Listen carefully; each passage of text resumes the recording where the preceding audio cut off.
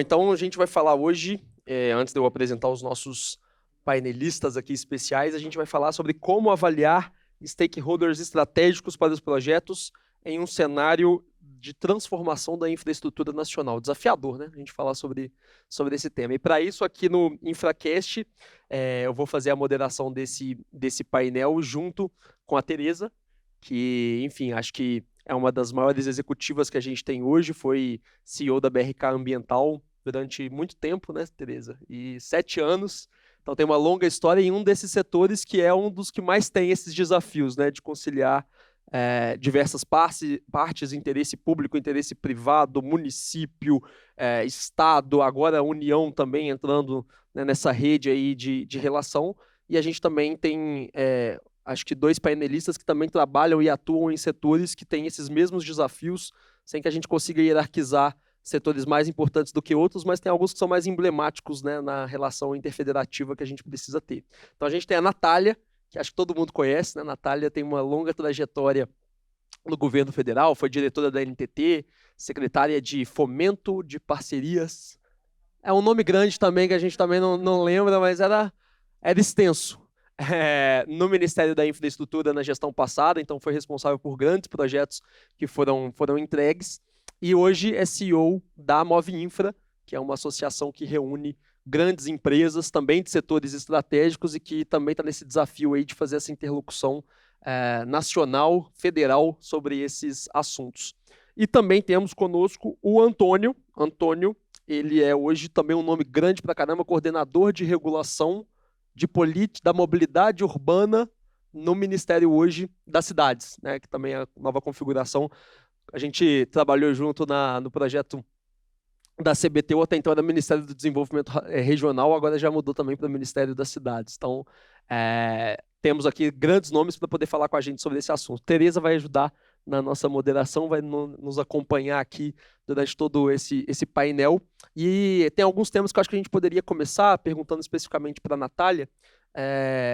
Você trabalhou, né, no processo de renovação das ferrovias, especialmente da MRS. E ali a gente sabe que teve um desafio também de conseguir conciliar alguns interesses e stakeholders estratégicos, principalmente para a solução no Porto. Queria que você pudesse comentar um pouquinho isso e quais são os aprendizados que essa experiência traz para os outros projetos que você hoje também lida, né, com as empresas, e também no cenário aí que nós temos um grande pipeline de desafios, e como essas renovações estão sendo discutidas hoje também, né? O que isso aí, como lição aprendida, acaba trazendo para esse processo. Primeiro, boa tarde a todos. Obrigada, Gabriel e Tereza, aqui pela moderação. É um prazer estar aqui com vocês. Queria agradecer também pelo convite, o Marcato e a Isa. Muito obrigada, é sempre um prazer aqui estar na discussão com vocês, sempre discussões muito qualificadas. Meu amigo Antônio, nossa, não sei nem quantos anos que eu sou amiga do Antônio, não vamos falar, né, sobre isso, né, Antônio? Não vamos falar sobre isso, a gente chegou juntos em Brasília. Antônio é um super parceiro de vários momentos, assim, na minha carreira. E falando um pouquinho, né, especificamente de stakeholders, né, principalmente a gente que é mais técnico, né, quando a gente vai desenvolver um projeto, a gente está ali fazendo o modelo econômico-financeiro, pensando na viabilidade, pensando quais que são os investimentos necessários, como que eu vou fazer a operação daquele ativo, tal, montar um projeto para ser aprovado por um Tribunal de Contas da União, para ser aprovado para ir esse edital em licitação, mas um fator que é super importante são os stakeholders envolvidos nisso, e a gente não pode, né, deixar isso de lado. Então, acho que quando começa a amadurecer esse processo de concessões, arrendamentos no Brasil, e as audiências públicas, elas começam a ser levadas mais a sério, e aí você tem a oportunidade. Eu lembro até, assim, eu comecei a fazer alguns anos, então, assim, no começo eu confesso que tinha muito, até pelo poder público, um pouco conhecimento de quão frutífero podia ser um processo de audiência pública. Então, você levava um projeto que era muito acabado já, e você ficava chateado que você tinha que mexer no projeto, né? E agora eu acho que os governantes, os técnicos, eles têm uma sensibilidade muito maior para entender que um bom projeto de concessão ele vai ser construído junto com a sociedade, com as pessoas que são impactadas por aquele projeto, com as empresas que são impactadas por aquele projeto, com os municípios e os estados que são impactados naquele projeto. E esse processo de construção é uma das grandes fontes de sucesso, inclusive na diminuição da percepção de risco do investidor. Porque um projeto bem resolvido do ponto de vista social e com os stakeholders que vão orbitar ali ao longo daquele projeto, diminui a percepção de risco do investidor. Então, eu acho que o Brasil vem, né? O Brasil tem uma trajetória já muito grande, né? De 30 anos de concessões, e a gente vem aperfeiçoando, né? Esse mecanismo. Então, eu acho que isso é super importante para o processo. Falando especificamente desse projeto, que eu acho que ele é um case, assim, de como você precisa articular diversos stakeholders, né? O que a gente está falando, né? A gente está falando do maior porto da América Latina, que é o Porto de Santos, e a gente está falando da chegada ao Porto de Santos, que são 3 ferrovias, né? Então, toda a carga ali, né, de escoamento de grãos, alguns minérios, passam por todas aquelas ferrovias, e a gente tinha 3 processos andando junto. Então, já tinha acontecido, né, que era um outro quarto processo, a renovação da Malha Paulista, que é da Rumo Logística, já tinha acontecido um ano antes. Isso esse projeto amplia a capacidade de transporte da Malha Paulista de 40 milhões de toneladas para 80 milhões de toneladas. E por que isso é importante? Porque a chegada a Santos, a gente chama de ferrovia interna do porto, que é um belt, né? Um cinturão, que é um outro contrato, que é um contrato, ele era um contrato de divisão de custos entre as 3 ferrovias que usavam aquele cinturão. E a gente tinha a renovação da MRS, que também chegaria e dobraria a capacidade para aquela mesma ferrovia interna do porto, e uma discussão de um modelo de privatização do Porto de Santos. Então, a gente tinha que discutir tudo isso junto e muito bem feito, porque a organização, né, da produção de transporte dependia de todas essas variáveis. Não adiantava eu dobrar a capacidade de produção de transporte nas ferrovias que chegavam ao acesso, não organizar o acesso e não organizar também como que o porto ia escoar isso, né? Então, a discussão foi super importante porque, primeiro, ela fez mudar, né, botar todo esse pessoal na mesa para entender que a gente estava falando de Brasil, né? Tudo bem que a gente está falando aqui de renovações, que todo mundo está preocupado em olhar para o seu contrato específico, mas a gente está falando aqui de como a gente escoa a produção do Brasil para o Porto de Santos. Então, assim, a gente está fazendo isso que vai durar 30 anos. A gente precisa acertar, a gente não pode errar nisso, né?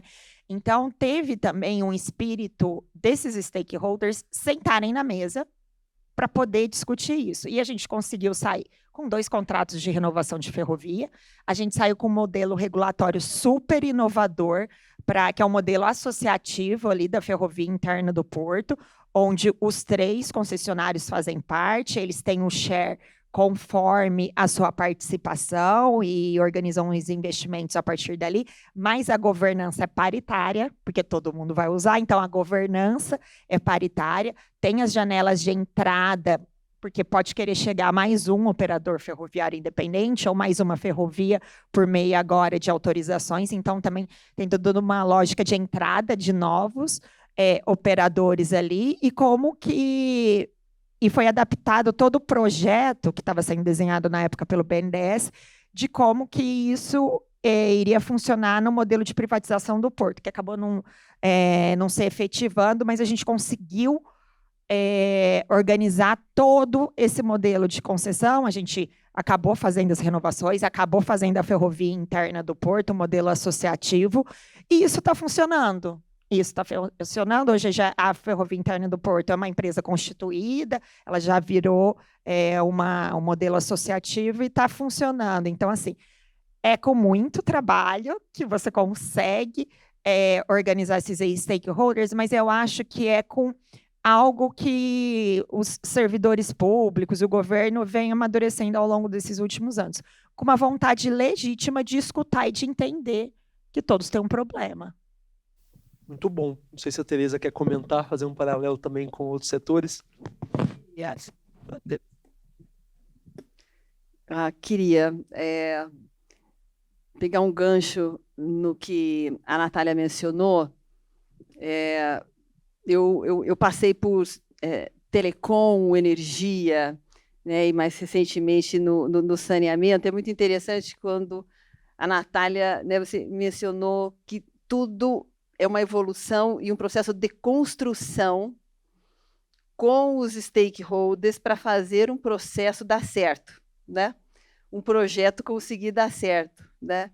E eu me lembro do processo do APPP de iluminação pública da cidade de São Paulo, acho que foi em 2015, que era um projeto belíssimo, mas acho que faltou essa conversa, e São Paulo não tem essa PPP até hoje, quer dizer, não tem iluminação pública, outras cidades têm.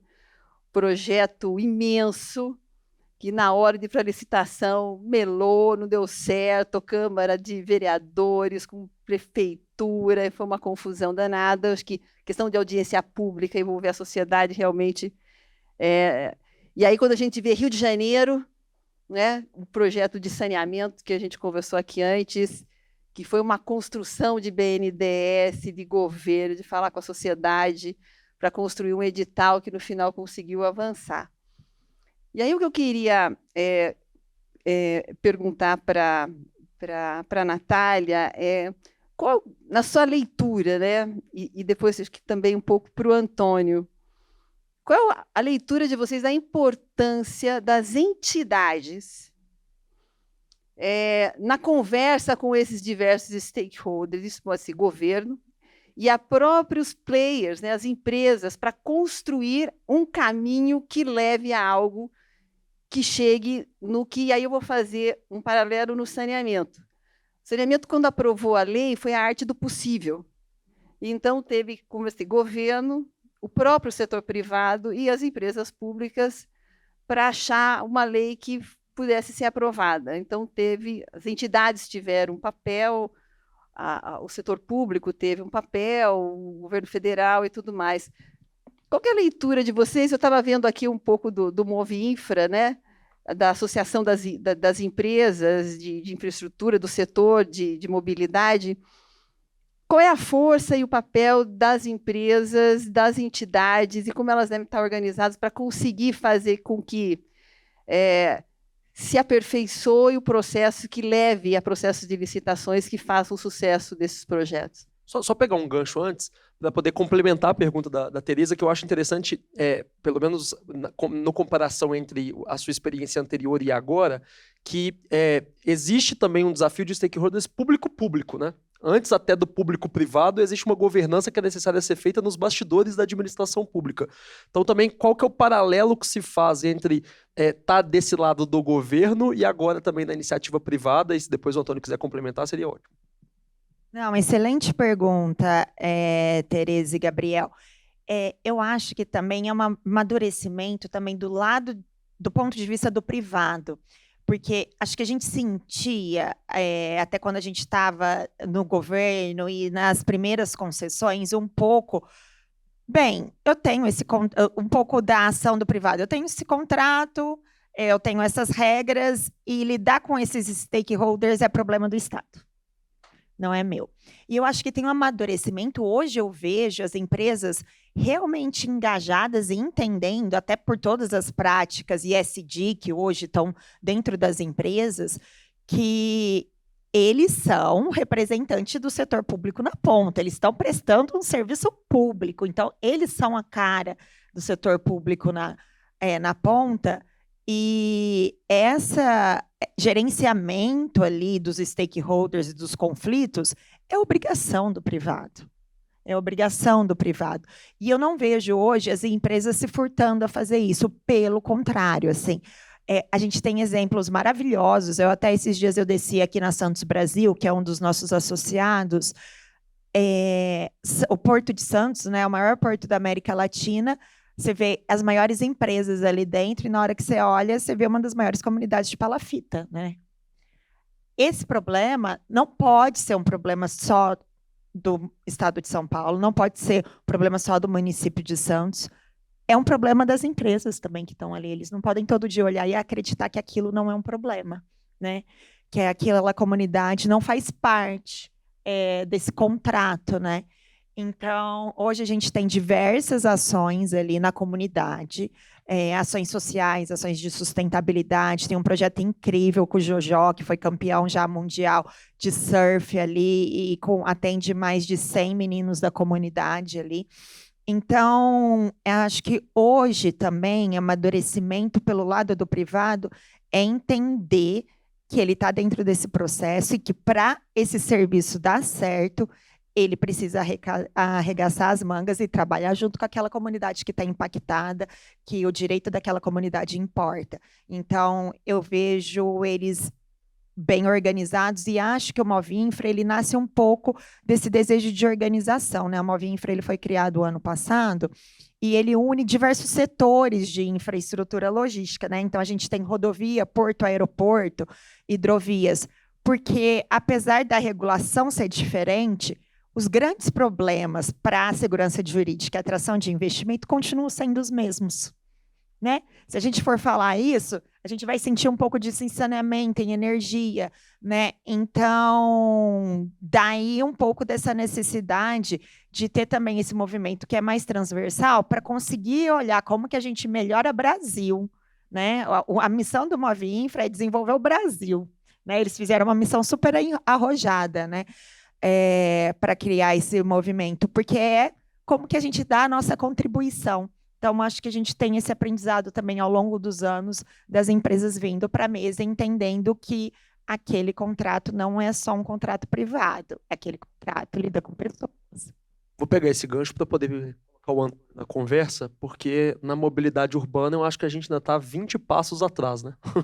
Porque falar que concessionária de transporte coletivo tem essa preocupação talvez não seja uma máxima que a gente possa aplicar de forma padronizada, né, nas concessões. Então, se você puder também conversar com a gente um pouquinho sobre como que o governo federal e até o Fórum Consultivo, né, de mobilidade urbana vem pensando políticas para poder incentivar justamente esse espírito público que a Natália coloca e que a gente não vê muitas vezes na mobilidade, acho que seria legal para a gente poder debater as diferenças também.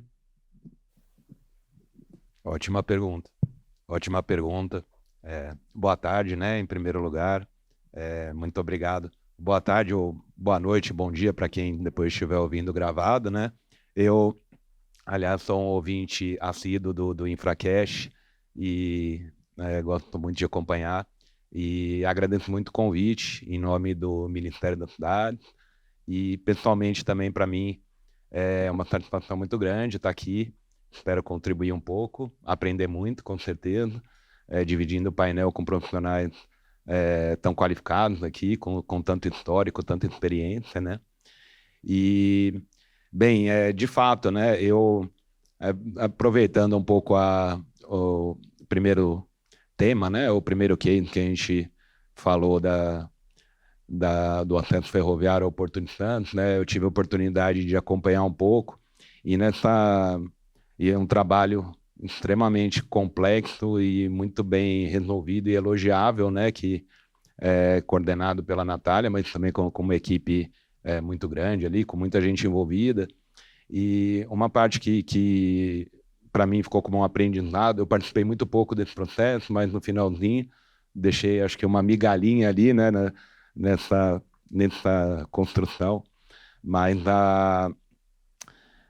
uma parte importante da gestão de stakeholders é que é claro que é importante ter habilidade para dialogar, para articular e tudo mais, mas também é importante você ter uma base técnica.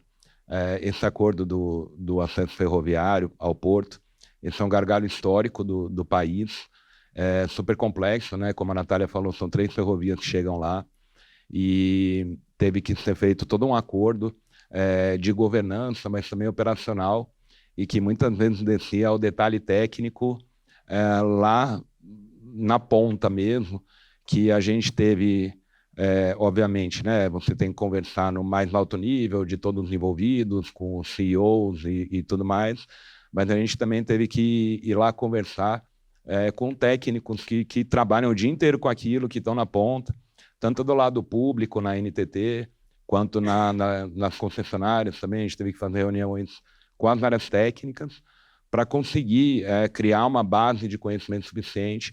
É claro que é muito difícil que uma pessoa, por exemplo, na posição que a Natália estava, como secretária, que tinha que cuidar não só de ferrovias, mas de rodovias, portos, aeroportos e mais um monte de outros assuntos que vão aparecendo, é muito complicado você ter tanta informação quanto quem está trabalhando dedicado o dia inteiro só àquele assunto, né? Então, você precisa também ter alguns conhecimentos técnicos, se apropriar de alguma parte, ter bons técnicos te apoiando também. É claro que você não vai se aprofundar ao nível daquele técnico que trabalha só com aquilo, né? Mas é preciso entender o contexto para entender e até para conseguir redigir precisamente esses acordos para que venham a funcionar, para que sejam aceitos primeiro, né, por todas as partes, e para que venham a funcionar depois. Então, esse é um caso que eu acho que foi de muito sucesso. Eu dou aula de ferrovias e o acesso, o direito de passagem, tráfego mútuo, né, são desafios históricos de ferrovias, né, quando são instrumentos que são utilizados quando uma ferrovia tem que utilizar a malha da outra.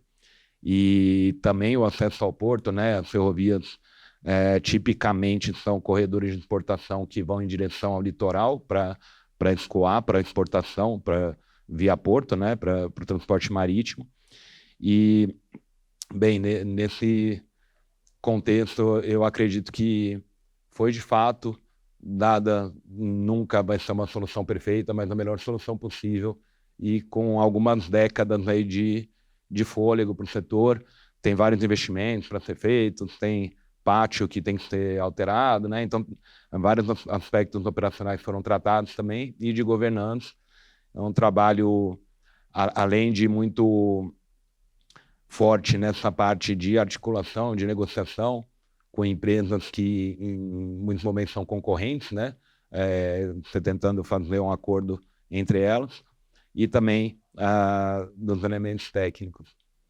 E, bom, trazendo para a parte de... E agora vamos falar dos ônibus para poder saber como é que funciona na prática esse outro setor. Pois é, como você falou, né, a gente que acompanha mais, né, os contratos, o Brasil evoluiu muito no que hoje a gente chama como parcerias, né, mas em todas essas modalidades de concessões, PPPs, arrendamentos, a gente vê o quanto evoluiu em setores como rodovias, aeroportos, energia elétrica, né, e nos contratos de mobilidade urbana, né, principalmente de ônibus, de metrô, a gente vê que os contratos ainda são muito parecidos com o que eram há muitos anos atrás, há décadas atrás, e até por causa de um ambiente legal e regulatório que não incentiva a inovação, né, e até mesmo dos órgãos de controle, da judicialização, do próprio gestor público, muitas vezes não querer tomar riscos de ser um pouco mais ousado, né?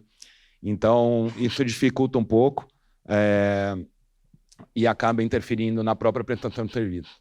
A gente consegue enxergar que um contrato com deficiência gera um serviço com deficiência porque os incentivos não vão estar corretamente alinhados, né?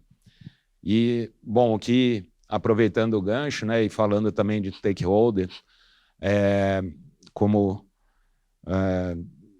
acho que é bem nítido para todo mundo, né, o sistema de mobilidade urbana, na maioria, em regra, né, no Brasil, com poucas exceções, eles estão em estado de crise muito grande, financeira, operacional e de demanda e de gestão e de tudo. Muitas operações estão sendo interrompidas, tem muitas operações precarizadas, a idade da frota vem avançando, novos investimentos não vêm sendo feitos, muita incerteza, muita insegurança. E, nesse sentido, começou a ser trabalhado em nível federal um marco legal do transporte público coletivo, e que aí já vem uma diferença muito grande nessa parte dos stakeholders. Para mim, né, isso foi muito perceptível. Eu trabalhei boa parte da minha vida na NTT e no Ministério dos Transportes, ou na Secretaria de Aviação Civil, que depois foi incorporada, mas sempre em projetos federais. E depois, né, em 2021, eu fui para o Ministério de Desenvolvimento Regional, que agora se desmembrou entre Integração e Ministério das Cidades. Eu continuo no Ministério das Cidades, e lá você não trabalha com projetos federais, com a rara exceção da CBTU, né, da Transurb, que ainda são estatais federais, mas que a gente trabalha conjuntamente com os governos locais. A gente faz uma política pública de segunda ordem, né, que alguns autores chamam, muito mais de dar normas gerais e diretrizes. Uma coisa também que o saneamento já avançou muito mais dentro do possível, né? A gente também está trabalhando com o possível, porque a gente sabe que o perfeito é muito complicado. A lei atual da Política Nacional de Mobilidade Urbana, ela demorou 16 anos tramitando para ser aprovada no Congresso. Então, e a gente não tem mais esse tempo para o sistema de mobilidade hoje. Então, em 2021 foi apresentado um projeto de lei que ele pretendia, né, mudar um pouco a Lei Federal de Mobilidade Urbana para colocar alguns requisitos para o transporte público coletivo. É um projeto de lei de autoria na época do senador Antônio Anastasia, que hoje é conselheiro do Tribunal de Contas da União. E, bem, houve entendimento do setor naquela época, em 2021, que aquele projeto de lei ele era positivo, ele era bom, porém ele não atendia todas as necessidades do setor, ele era insuficiente para endereçar todas as questões, né? Ele atacava alguns pontos, mas ainda ficariam algumas lacunas. E sendo, às vezes, algo tão difícil de se aprovar e de se converter em lei, às vezes não se pode perder a oportunidade de endereçar o máximo de situações que se deseja, né? Então, em 2021 mesmo, foi criado o Fórum Consultivo de Mobilidade Urbana, o que eu, na época, não trabalhava na Secretaria de Mobilidade, mas eu trabalhava em outra secretaria do Ministério do Desenvolvimento Regional e acompanhei um pouco esse fórum, mas elogio muito o trabalho dos colegas que à época estavam na Secretaria de Mobilidade, porque 2021, né, vocês lembram que era um período de pandemia, então já tinha uma restrição muito grande a reuniões, né, presenciais principalmente, e também tinham restrições regulamentares de decretos para a formação de colegiados. Então, ainda assim, nesse contexto, naquele ano de 2021, a Secretaria de Mobilidade conseguiu construir um fórum consultivo de mobilidade urbana. No começo, com menos instituições, pelas limitações que haviam à época de colegiados, mas que incluía desde os fabricantes de veículos até os operadores, até o IDEC, Instituto de Defesa do Consumidor, representando a visão do usuário passageiro, né? E ainda a Confederação Nacional dos Municípios, a Frente Nacional de Prefeitos, o Conselho de Secretários Estaduais de Transporte e de Secretários Municipais de Transporte também. Então a gente conseguiu, acredito eu que de forma inédita, a gente não, eles na época, né? Eu ajudei um pouquinho como convidado, mas o pessoal que coordenou conseguiu de forma muito positiva construir esse fórum e acredito que de forma inédita na história do setor, colocar todo mundo na mesma sala, ainda que num primeiro momento virtualmente, hoje a gente já consegue fazer reunião presencial, para discutir, e o primeiro grande trabalho desse fórum era justamente propor um projeto de lei, de marco legal, que fosse um pouco mais abrangente do que aquele que já estava tramitando no Congresso. E a parte que eu acho ainda mais louvável do trabalho dos colegas é que eles conseguiram transformar as inúmeras reuniões que tiveram do fórum. O fórum fez workshops, seminários para benchmarking, estudos de caso e tudo mais, mas eles conseguiram transformar isso num produto final, que foi um projeto de lei, né? E chegando a um consenso com toda essa Está em entidade. tramitação, tá na Câmara ainda. No momento, está tramitando ainda o projeto de lei que tinha sido proposto pelo Anastasia. Hoje o relator é o veneziano Vital do Rego, mas a gente está em fase final de ajuste desse outro projeto que foi proposto pelo Fórum. Ele ficou em fase de consulta pública de novembro do ano passado até o fim de fevereiro deste ano, recebeu mais de 800 contribuições, e aí a gente fez uma primeira análise interna lá da equipe das contribuições, levamos de volta para o Fórum, tivemos uma sequência de várias reuniões com o Fórum para ir digerindo aquelas contribuições todas, endereçando e incluindo no projeto de lei o que era pertinente e, de novo, né, chegando a consensos ali no Fórum tal, para chegar a uma nova versão. Que precisa sair, né? Como a Teresa falou, o feito é melhor do que o perfeito. Em algum Exato. momento a gente precisa dar esse ponto de partida, né? Como foi feito com o saneamento e, enfim, as discussões continuam, mas a gente precisa pelo menos de uma proposta já colocada para poder reagir em cima disso, né? Querendo ou não, é um setor que, enfim, tem um modelo regulatório muito antigo, né? Uma forma de remuneração que não incentiva, como a Natália estava colocando, que essas empresas tenham esse sentimento público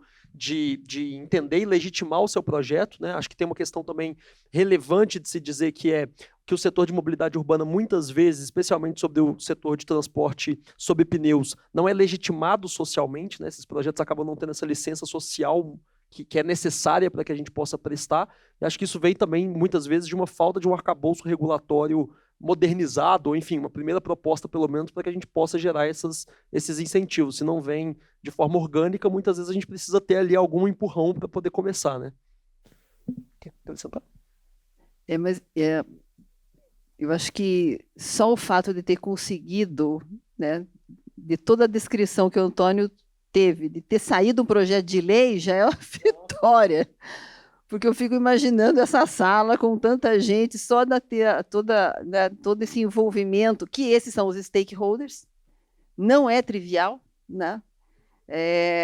Conseguir sair com um produto para ser debatido, realmente é muito, vamos dizer, há muita resiliência envolvida nesse processo e capacidade determinativa.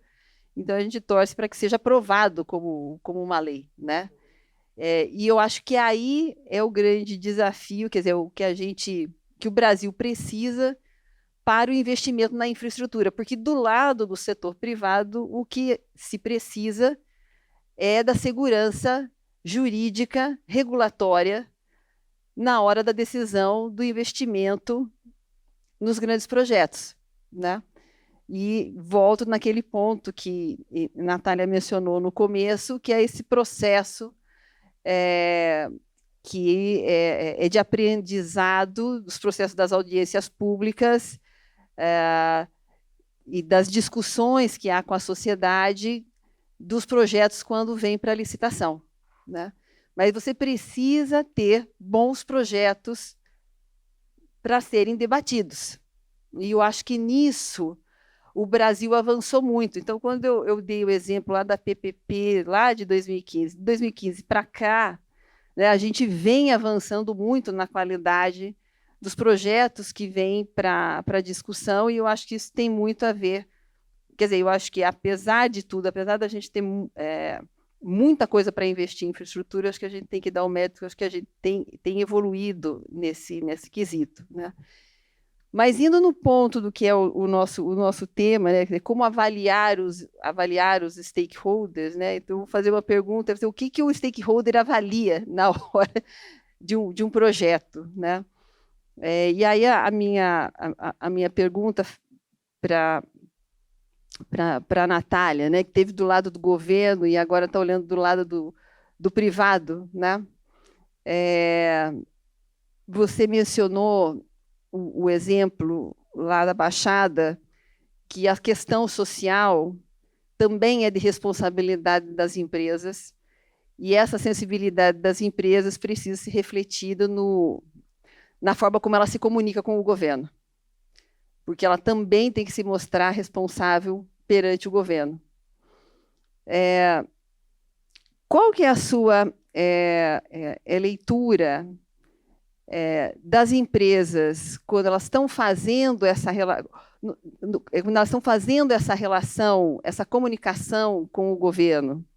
E aí o governo vai falar, agência reguladora, quando está dentro lá do Ministério das Cidades, falando sobre as demandas de um determinado setor, o que falta nessa comunicação?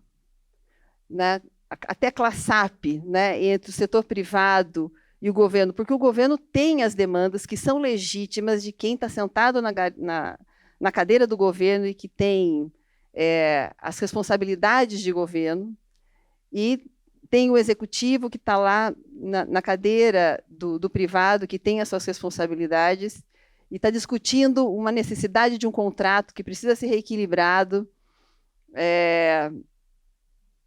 que tem as responsabilidades de entregar uma operação, onde vocês veem que essa relação entre o privado e o governo falha, peca, na hora de fazer essa gestão contratual de uma concessão ou de uma reivindicação de setor?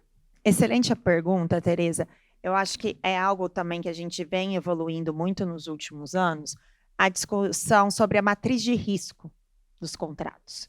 Isso é sobre matriz de risco dos contratos, como a gente aloca e quem que é o melhor ente para gerenciar o risco de cada coisa no contrato. Eu acho que isso, a gente pega assim, né, os primeiros contratos ali na década de 90, né, no setor de infraestrutura, era praticamente inexistente a matriz de risco nesses contratos. Você tinha ali, é obrigação do poder público dar reajuste anual, é obrigação do privado fazer os investimentos, tá. Mas e aí, né? Como que eu faço? Na hora que eu vou para a prática. E hoje a gente tem matrizes de risco que estão longe da perfeição. Acho que essa é uma discussão que, por exemplo, o Move Infra faz, da melhoria dos contratos de concessão, mas que ela vem agora detalhando um pouco mais e alocando esses riscos, e alocando, inclusive, com valor monetário, né? Porque o que a gente tem que pensar, é óbvio que o setor público tem as demandas deles, né, de investimento social, de política pública, mas, do outro lado, o privado está olhando um contrato que precisa dar lucro. E é essa equação que a gente precisa resolver, né? Então, quanto melhor é uma matriz de risco endereçada e precificada, melhor ficam essas relações na prática. Eu gosto de citar, acho que são 2 riscos contratuais que são muito difíceis de lidar com eles nos contratos de concessão e de precificá-los. É o risco do licenciamento ambiental e o risco da desapropriação. Tá? No Brasil, a gente ainda perde muito investidor por conta desses 2 riscos, que não são ainda bem endereçados nos contratos de concessão. Então, a gente tem um processo de licenciamento que, né, ele é super sério e rigoroso, a nossa legislação é muito boa no Brasil, mas, por um lado, ele é lento e, por um lado, ele é imprevisto do ponto de vista de precificação. A gente não consegue saber se eu vou licenciar uma rodovia, uma ferrovia, um porto, a gente não consegue ter previsão de custo, porque a gente não sabe quais são as medidas mitigadoras e de compensação que vão vir naquela licença. E no Brasil a gente não licita projeto com licença. A gente não licita projeto com licença. Então, esse é um... E aí, vai para o mundo real. Pô, então eu vou ter que, para fazer essa obra, eu vou ter que fazer um contorno, que eu vou tirar pessoas daqui, porque eu não posso passar por esse lugar, porque esse lugar não é ambientalmente viável, eu vou ter que impactar essa mata, e aí eu tenho que discutir com essa comunidade, e aí o imbróglio está feito. E aí não tem como apertar essa tecla SAP, né? Então, eu acho que a solução para a melhoria desse processo é uma matriz de risco bem feita, precificada, alocado àquele ente que consegue gestar melhor aquele risco. Quer complementar? Sim, a Natália é muito boa, tem uma visão muito boa e, de fato, né, a matriz de risco é elemento fundamental e a gente... acredito que é um instrumento que se desenvolveu muito nos últimos anos, né? Agora, complementando, né, além disso tudo, e dentro da pergunta também, né, de como falar a mesma língua entre os stakeholders privados e o lado público. E o lado público tem todo o seu rito, seu ritmo, seus procedimentos, né? Eu talvez, um pouco como a Natália, a gente... um pouco mais acelerado, a gente tem que aprender a esperar o tempo das coisas, realmente o governo, né, ou qualquer administração pública em qualquer nível, ela tem a sua burocracia no bom sentido, né, inclusive para que os processos sejam feitos corretamente. Mas uma primeira dificuldade que eu enxergo é você fazer começar o diálogo, fazer a pessoa ou o stakeholder querer começar o diálogo, porque em muitos momentos, a Natália não vai falar aqui, mas tem conversa que ela nem quer abrir com o Ministério, porque ela já sabe que os cenários que aquela conversa pode terminar podem terminar pior do que vai começar. Então, tira essa conversa da pauta, vamos conversar outros que podem chegar num cenário positivo. E isso a gente vê muito, e eu acredito que tem que se estabelecer, e não é fácil, um canal de diálogo com confiança de verdade, assim, de que não é só um diálogo protocolar, de que, de fato, existe ali um interesse em chegar a uma solução comum. E também você buscar objetivos alinhados, né? Então, por mais que você tenha entidades, né, ou interlocutores das mais diferentes matizes, você pode ter o mesmo objetivo, como é no Fórum Consultivo de Mobilidade Urbana, né, que a gente tinha falado. Todo mundo ali quer melhorar a governança, todo mundo ali quer criar novas fontes de financiamento, novas fontes de recurso, quer modernizar a legislação, permitir inovação. Então, do passageiro até o fabricante de ônibus, está todo mundo na mesma página. E isso que às vezes falta, quando você tem, por exemplo, né, uma estruturação no processo de concessão ou de PPP, quase sempre, via de regra, você vai ter pessoas que são contra. Eu ia até pegar esse gancho, só para não perder a oportunidade, de falar de um projeto que a gente teve envolvido, Pedro também, o projeto de privatização do metrô da região metropolitana de Belo Horizonte, porque tá todo mundo na mesma página, mas quando a gente fala de privatização, a gente tem ainda um outro dos stakeholders, que são os sindicatos, enfim, né? Ali a gente tem, São Paulo hoje está vivenciando isso também, legitimamente a gente tem pessoas contrárias e favoráveis, e, enfim, utilizando seus instrumentos para isso. Mas como também conduzir esses processos considerando esses elementos, né? Aquilo que é contra e que não é um contra que dá para construir muitas vezes, é um contra que muitas vezes é impeditivo de se avançar. Exatamente. E você abrir o diálogo, não apenas ser contra, né? E isso, acho que até a nossa sociedade hoje está muito dessa forma, eu sou contra ou a favor, e não, né? Vamos discutir, vamos ver outras alternativas, vamos buscar meio termos, né? E esse caso da CBTU é um pouco emblemático, e antes disso, né, eu trabalhei nas concessões de aeroportos também, e de forma muito parecida aconteceu com a Infraero. Eu trabalhei da primeira à quinta rodada de concessões de aeroportos, mas o primeiro foi em São Gonçalo do Amarante, que era um aeroporto novo, Greenfield, né? Então não teve esse caso. Mas na segunda rodada foram Guarulhos, Viracopos e Brasília, e já era um aeroporto da Infraero. E a partir de 2011 e 2012, a gente começou uma mesa de negociação com o Sindicato Nacional dos Aeroportuários, e eu lembro, até hoje, o presidente do sindicato falava o seguinte: ó, a gente é contra a concessão, a gente é contra isso, vamos ser contra, fazer tudo o que a gente puder judicialmente, politicamente, vamos fazer greve, vamos fazer o que puder. Porém, a gente entende que pode ser que a concessão aconteça. E aí ele falava, ó, vai-se os dedos, vamos tentar salvar os anéis. Então, vamos considerar que há um cenário que a concessão pode acontecer. E, de fato, né, naquele momento, o Brasil vivia um gargalo muito grande de infraestrutura aeroportuária. As obras públicas da Infraero, né, Compaq e tudo mais, não estavam conseguindo ser executadas a contento. E era necessário, nem só por Copa e Olimpíada, mas pelo próprio dia a dia ali, os aeroportos já estavam saturados, não dava para, até com restrição de oferta de voos, isso também aumenta o preço da passagem. Eu, morando em Brasília, mas minha família é de São Paulo, quase toda sexta-feira à noite eu ficava no chão do satélite ali do aeroporto de Brasília, com voo atrasado, cancelado, esperando e tal. E isso acabou, né? É claro que ainda tem voo que atrasa, cancela, mas hoje a gente vive uma outra realidade do setor aeroportuário. E, enfim, a gente fez uma mesa de negociação, e muitas vezes as pessoas acham que esse trabalho não é tão nobre quanto fazer a modelagem econômica, quanto redigir a matriz de risco, as cláusulas do contrato, fazer projeção de demanda com uma regressão, legal pra caramba, vários modelos e tal. Mas eu diria que é tão importante quanto, e com agravante que é algo que você não aprende na faculdade, não aprende fazendo curso, você aprende ali dialogando, entendendo, ouvindo, aprender a ouvir muito.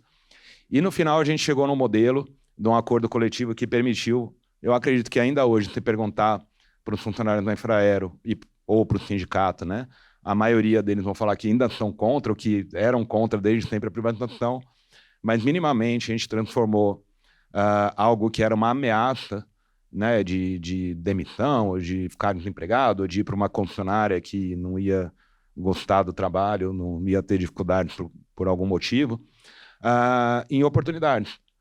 Aquele acordo coletivo, no final, abriu várias possibilidades em que o empregado da Infraero ele podia escolher se ele queria ir para a concessionária privada, ou se ele queria ficar na Infraero, teve plano de demissão voluntária, de aposentadoria antecipada, plano de realocação em outros aeroportos da Infraero, em regiões mais afastadas, que tinha pouco pessoal e os empregados não queriam ir, aí foi pago um bônus para quem queria ir, então foi redistribuída essa mão de obra.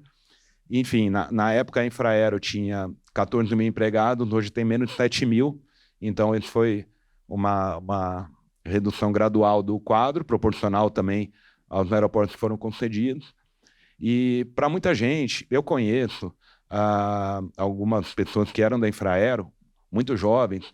A Infraero teve muito tempo sem fazer concurso, então tinha um quadro, tinha um pessoal mais velho, aí tinha uma lacuna e um pessoal muito mais jovem, não tinha muita gente intermediária, né? E muitos jovens acabaram indo para a concessionária.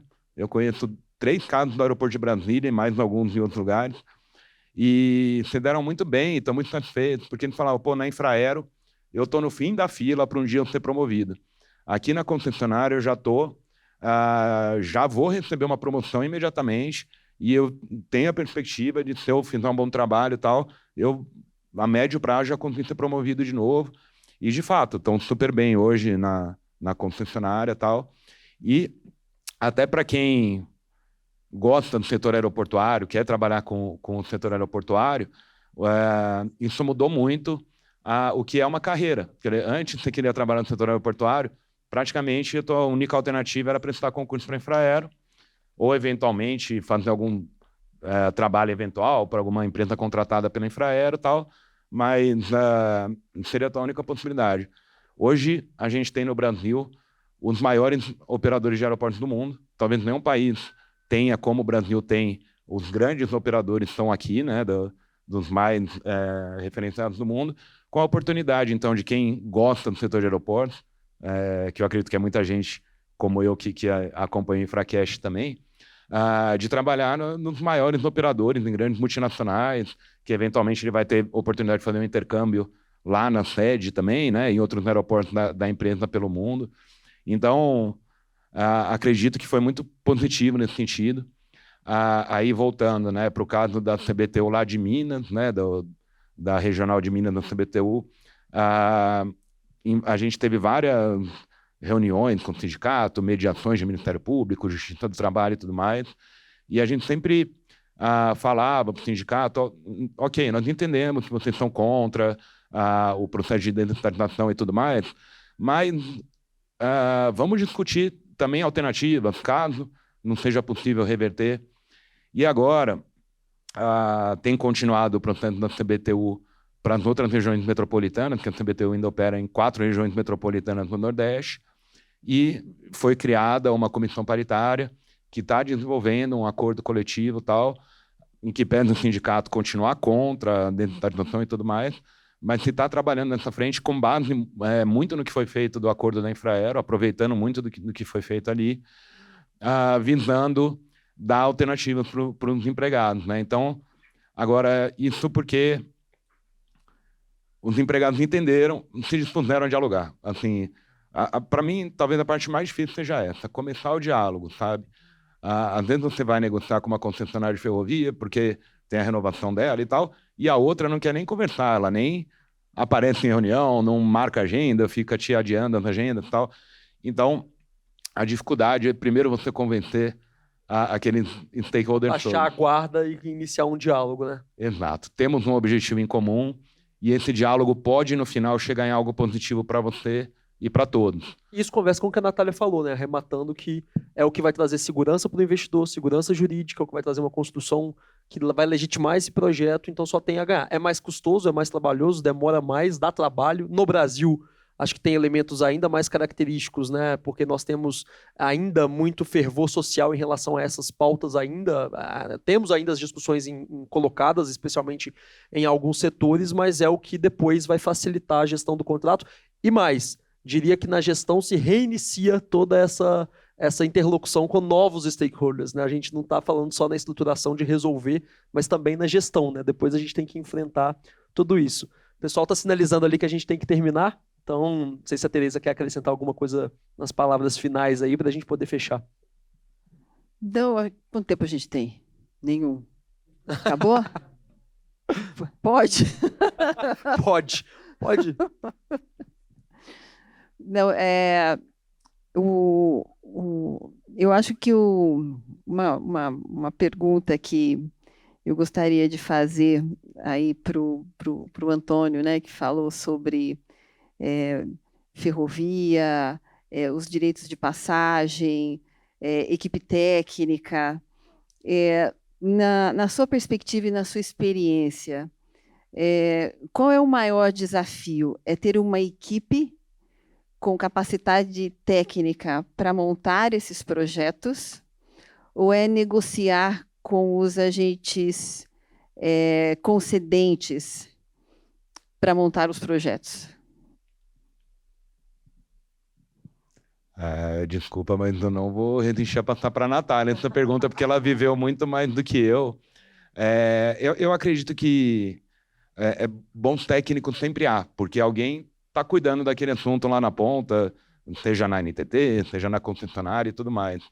A questão é você ter quem está na posição mais acima, né, de tomada de decisão, ter uma boa interlocução com a área técnica, conseguir compreender, e muitas vezes você tem pouco tempo para isso, não dá para você ficar horas e horas ouvindo, né? Então, conseguir compreender, ter confiança no que o técnico está falando também e conseguir entender qual é o problema. Mas, Natália, por favor, eu não posso falar mais do que você sobre isso.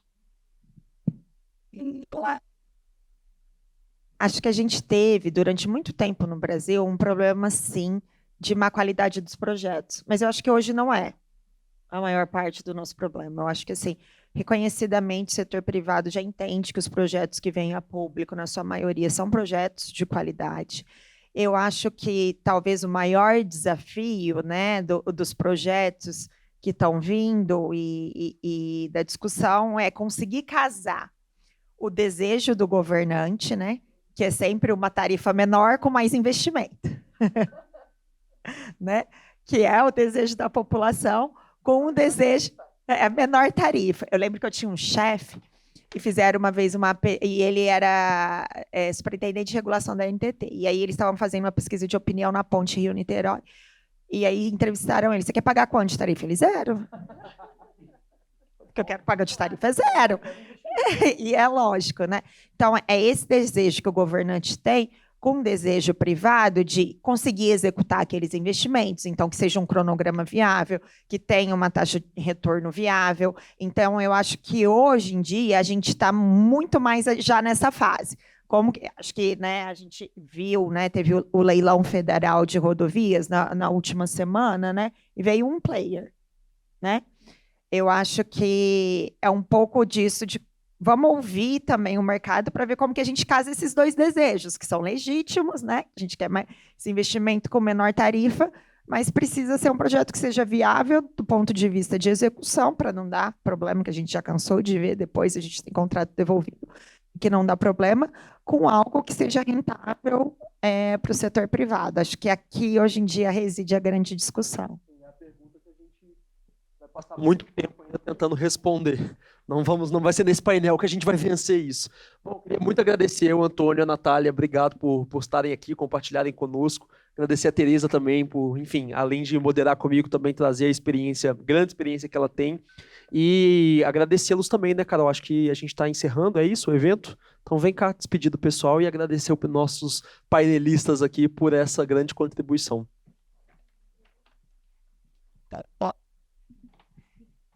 Bom, pessoal, muito obrigada a todo mundo que veio por compartilharem suas experiências. Esse formato é justamente para depois todo mundo, todos os telespectadores, assim, tanto quem acompanha a Iria e principalmente quem acompanha o InfraCast, consultar tanto a experiência da Natália, do Antônio, da Teresa, do Gabriel e de todos os outros que passaram aqui e também nos contatarem para fazer a ponte com vocês se for necessário, para que outros projetos de infraestrutura evoluam e se desenvolvam.